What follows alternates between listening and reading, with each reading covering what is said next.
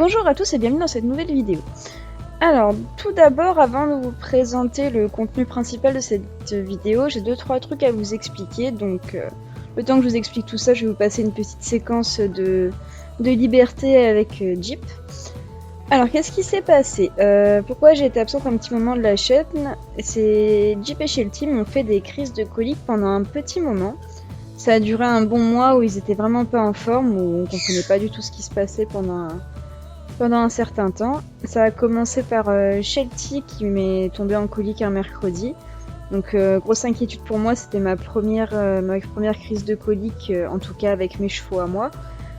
Donc injection de Calmagine, ça allait mieux et il m'a refait une crise 2 jours plus tard. Donc pareil, Calmagine, ça allait mieux de nouveau, on appelle le veto.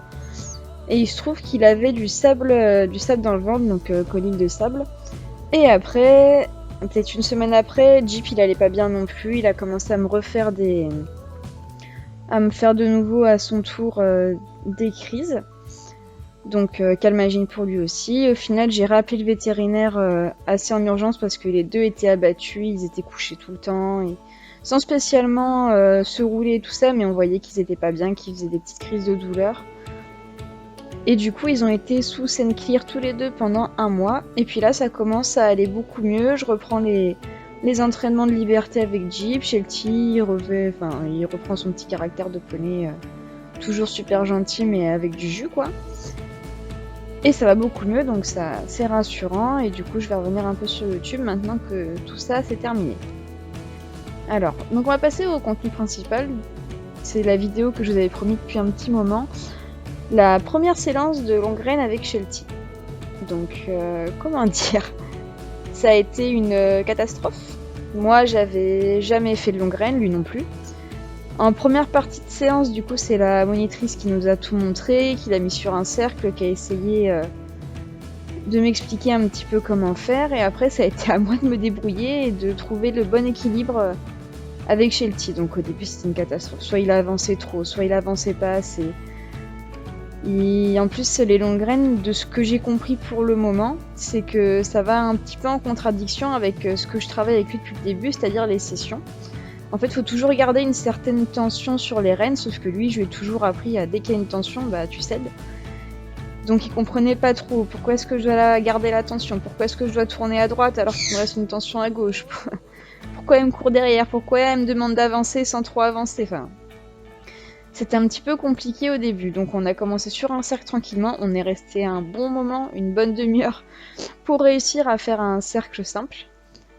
Et quand ça a été pas trop mal, on a pu commencer à partir sur des changements de main, quelques-uns, et on a terminé la séance sur un semblant de slalom, quelque chose qui ressemblait à peu près. Donc bon, je pense que ce sera à refaire. Après moi, principalement, les longues graines, je voulais en faire pour démarrer de l'attelage avec lui. Sauf que j'en ai parlé avec plusieurs personnes autour de moi. Et le souci pour moi, en tout cas, c'est que l'attelage, c'est en mort. Et moi, il est hors de question que je mette un mort dans la bouche de mes chevaux. Du coup, je pense que je vais laisser un peu tomber cette idée-là de faire de l'attelage. Et puis je vais rester sur petit poney pour les enfants, tout en restant dans le jeu, tout en faisant de la liberté du spectacle avec. Après, je pense que je vais continuer un petit peu les longues graines pour m'amuser, pour faire des petites choses avec, ne serait-ce que du spectacle en longue graine aussi avec un Shetland, ça peut être joli, les petits pas espagnols en longue graine, ça peut être rigolo à voir.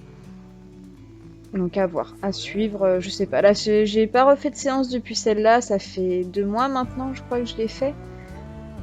Je me suis plus concentrée sur le débourrage, sur les sessions, sur les tours de spectacle, notamment le pas espagnol qui commence à bien maîtriser, c'est plutôt rigolo.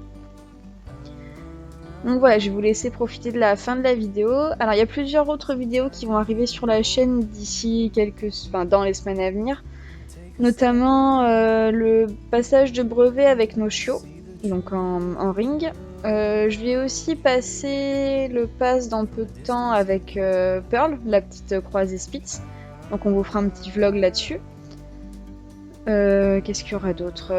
Vous montrer aussi les progrès de Jeep en liberté, parce que là la vidéo, le petit passage que je vous ai montré en début de vidéo, ça n'a rien à voir avec ce qu'il fait maintenant. Je vois, il a fait de très très gros progrès et il a appris notamment le cabré.